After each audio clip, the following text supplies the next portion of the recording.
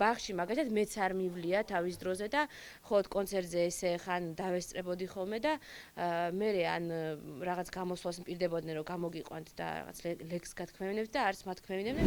ინკლუზიური განათლების განვითარების სამმართველო დამოუკიდებლად აღარ იარსებებს. ის სტრატეგიული დაგეგმვის სამმართველოს შეუერთდება.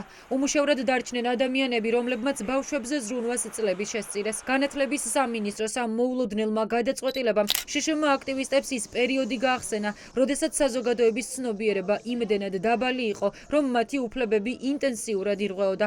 ადამიანები, რომლებმაც სისტემის გაუმართავობა საკუთარ თავზე გამოსცადეს, მოსალოდნელ რისკებზე საუბრობენ. სამმართველო ინკლუზიური განათლების არათუ უნდა გაუქმებულიყო და გაფართოებულიყო და უნდა გავრცელდეს ინკლუზიური განათლების პოლიტიკა, ასევე უმაღლეს საგანმანათლებლო სასწავლებლებზეც. აქამდე თუ ინკლუზიური განათლების მიმართულებით პირობითად იყო პირობითად ვამბობთ 10 საკითხი, ახლა იქნება ამ ერთ სამმართველოს სამუშაო, ანუ ამათ საკითხთან ერთად კიდევ რაღაცა სხვა 20 და მოგვიწევს რომ გავაერთიანოთ, ასე ვთქვათ, სხვა საკითხთა ქოლგის ქვეშ ინკლუზიური განათლებაც. გაუქმე სტრუქტურა მიიღებენ წინააღმდეგობას, მშობლები დანებებას არ აპირებენ. უწყებამ გადაწყვეტილება ჩუმად შშმ პირების, მათი ოჯახის წევრებისა და დარგის სპეციალისტების გარეშე მიიღო, რაც მათ უმყარებს ეჭვებს, რომ ეს რეორგანიზაციად შეფუთული რეპრესიებია. სწორედ ამიტომ 9 ივნისს 14 საათზე განათლების სამინისტროსთან დადგება ყველა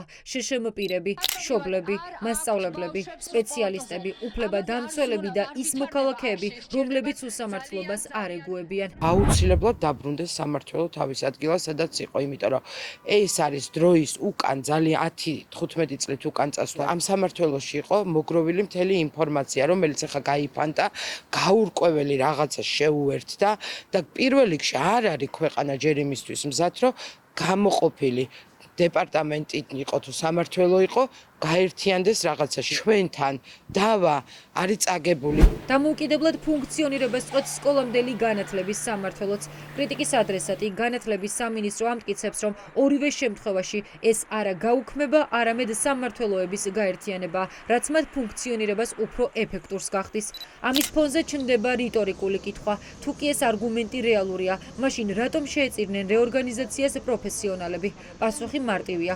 ქართულმა ოცნებამ ისინი აქტიური სამოქალაქო პოზიციის გამო დასაჯა. ამ ორი სამმართველოს გაუქმება ზუსტად ემსახურებოდა კონკრეტული ადამიანებისგან, ესე ვთქვათ, სამინისტროს წმენდას. ჩვენ ვიყავით ინიციატორები იმ პეტიციის, რომელიც ემსახურებოდა საქართველოს კონსტიტუციის 78 მუხლის მიმართ ერთგულების გამოხატვას ზუსტად 28 ნოემბრის ცნობილი განცხადების შემდეგ, რომლის შინაარსი იყო ევროატლანტიკურ ორგანიზაციებში ჩვენი გაწევრიანების შეჩერების, მოლაპარაკების შეჩერების თაობა. დიდია იმის საფრთხე, რომ ეს პროცესი, ასე ვთქვათ, თვითდინებით განვითარდება, არ იქნება სისტემური მიდგომა იმ პროცესების ხედვა, რაც საჭიროებს დამატებით მხარდაჭერას და განვითარებას. ადამიანის უფლებები გულისხმობს განსხვავებული დაფასებას, ღირსეული ცხოვრების პირობებს და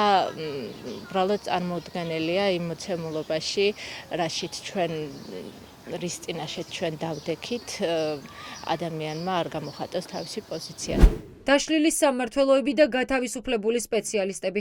განათლების სამინისტრომ ვიწრო პარტიული ინტერესები ბავშვების საჭიროებებზე მაღლა დააყენა, რითაც პროტესტის ახალი კერა გააჩინა. სამინისტროს შენობა, რომელსაც მშობლების არაერთი პროტესტი ახსოვს, ხვალ 14 საათზე კიდევ ერთხელ გააერთიანებს უსამართლობისაგან გაბრაზებულ დედებს. მოთხოვნები მკაფიოა.